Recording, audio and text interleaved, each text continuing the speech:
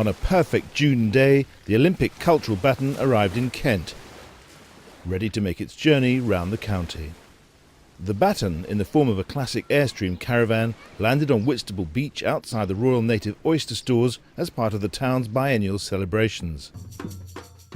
The Airstream will move round Kent for the next 2 years in the run-up to the Olympic and Paralympic Games to interact with the county's art and artists.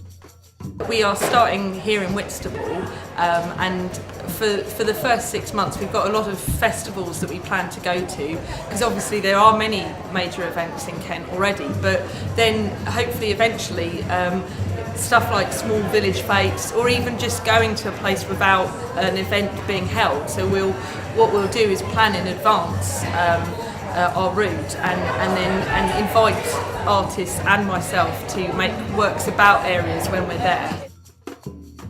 By the end of its tour, Nicole Mollett will have created a special cultural map highlighting Kent's culture for future generations.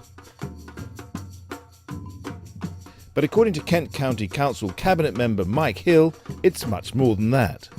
The Olympics coming to London is a wonderful opportunity for the county in many, many ways. But the most important thing of all is to leave behind something when it goes after 2012. So we don't wake up in 2013 just with a mass of litter and a headache. We end up with something positive which we can take forward. And I would like to see an interest and an excitement in both in sport and the arts across the county being developed as a result of the Olympics coming to London, and it's something we can hand on to future generations. We talk about cultural regeneration, we talk about the people of excitement of sports, and all of that's really important. And I think actually that if we can arouse this sort of interest amongst young people, we will actually improve the economic side of the county as well.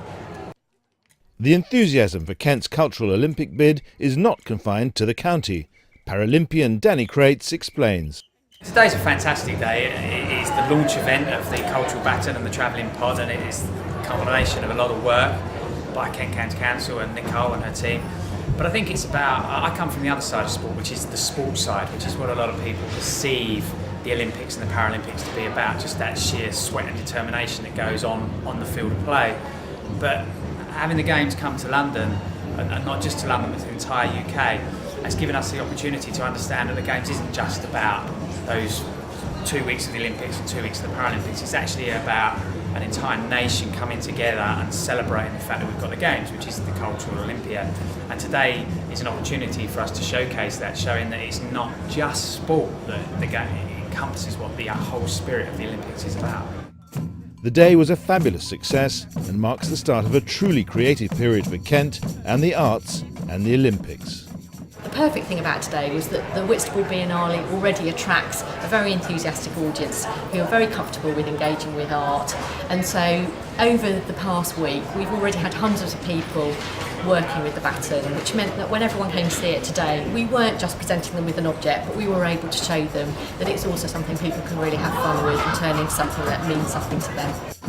Anyone wanting to get involved with the Baton should log on to the project's own website.